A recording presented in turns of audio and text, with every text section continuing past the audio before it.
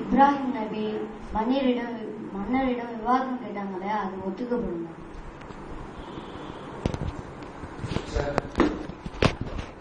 அதாவது இப்ராஹிம் அலைஹிஸ்ஸலாம் என்ன செய்யறாங்க அப்படின்னு சொன்னா, ஒரு மன்னரிடம் விவாதம் செய்யறாங்க. அந்த விவாதம் செய்யறது கூடுமா அப்படிங்கறத நம்ம பேசுறதுனால அவர் கேட்கிறாரு. ஒரு மன்னரிடம் என்ன செய்யறாங்கன்னு சொன்னா விவாதம் செய்யறாங்க. என்னென்ன விவாதம் செய்யறாங்க? என்னுடைய அல்லாஹ் எப்படிப்பட்டவன் அப்படின்னு சொன்னா உயிர் பிப்பார், உயிரை எழுப்பார். அந்த மன்னன் என்ன செய்யறான் அப்படின்னா முட்டாளமா ஒரு காரியத்தை பண்றான். ரெண்டு பேரை கூட்டி வந்து ஒருத்தனை வெட்டி கொண்டுட்டு ஒருத்தனை உயிர் எடுத்துட்டா ஒருத்தனுக்கு உயிரை கொடுத்துட்டா அப்படின்னு சொல்லி சொல்றான். அடுத்து இப்ராஹிம் என்ன செய்யறாங்க அப்படின்னு சொன்னா, அல்லாஹ் சூரியனை இந்த பக்கத்துல உதவி வைக்கிறான், இந்த பக்கத்துல மழையை செய்யறான். நீயே இந்த பக்கத்துல உதவி வச்சு இந்த பக்கத்துல மழையை செய்ய, அப்படி தலைகளை மாத்துங்க. இப்ராஹிம் முறை வைக்கிறார் அந்த மன்னரத்துல. அந்த மன்னர் என்ன செஞ்சார் அப்படின்னா திகைத்து போய்விட்டார். அல்லாஹ் குர்ஆன்ல சொல்லி காட்டுகிறார். இந்த ஒரு சம்பவம் இன்றைக்கு விவாதம் செய்யலாம் என்பதற்கு சொல்லப்படுகிறது. அது மூலம் குர்ஆன்ல ஒரு வசனம் வருகிறது. என்ன வசனம் அப்படின்னு சொன்னா 14வது அத்தியாயத்துடைய 125வது வசனம். உது யா சபீலி ரப்பிக பிஹிக்மதி. அல்லாஹ்வே, அதாவது அல்லாஹ்வுடைய மார்க்கத்தின் பக்கம் விவேகத்துடனும், இந்த ஹிக்மத் என்கிற வார்த்தைக்கு என்ன சொல்றாங்க அப்படின்னு சொன்னா அழகிய அறிவுடனும் விவாதத்துடனும் மார்க்கத்தின் பக்கம் அழைப்பீராக, அல்லாஹ்வுடைய பக்கத்தின் அழைப்பீராக. எத்தனை வசனம் அப்படின்னு சொன்னா 14வது அத்தியாயம் 125வது வசனம்.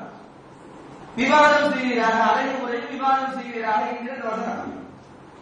வஜாதிலும் பில்லதி ஹிய அஹ்சன், அழகிய முறையில விவாதம் செய்ய அப்படின்னு சொல்லி போட்டு அல்லாஹ் சொல்றான்.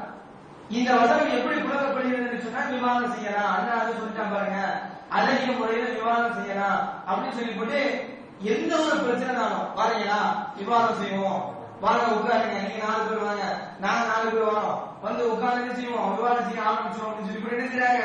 விவாதத்துக்கு அழைக்கிறார்கள் இந்த வசனத்தை மையமாக வைத்து. இந்த வசனத்துடைய சபபு நுஸூல் என்ன, இந்த வசனத்துடைய அடிப்படை விஷயம் என்னங்கிறத புரிஞ்சுக்கிறது கிடையாது.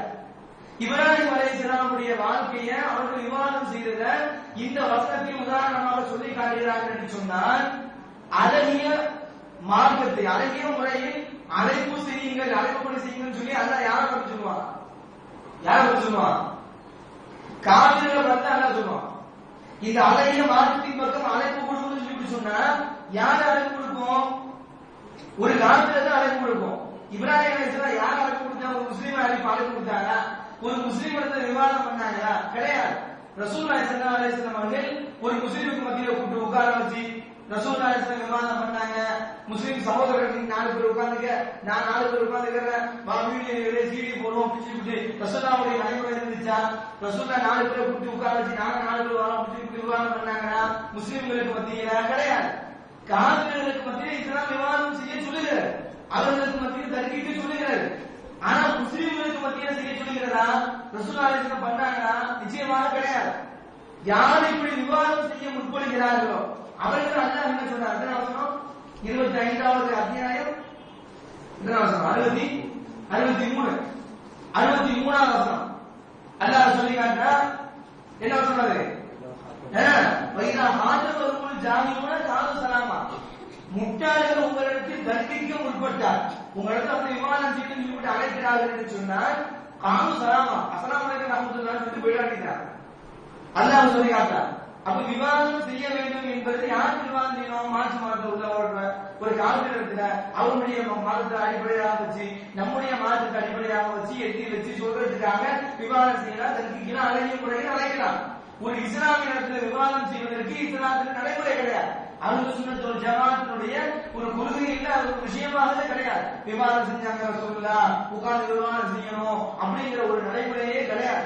மாற்று மதத்தவர்கள் தாராளமாக விவாதம் செய்து கொள்ளலாம். இந்த விஷயத்தை புரிந்து கொள்ள வேண்டும்.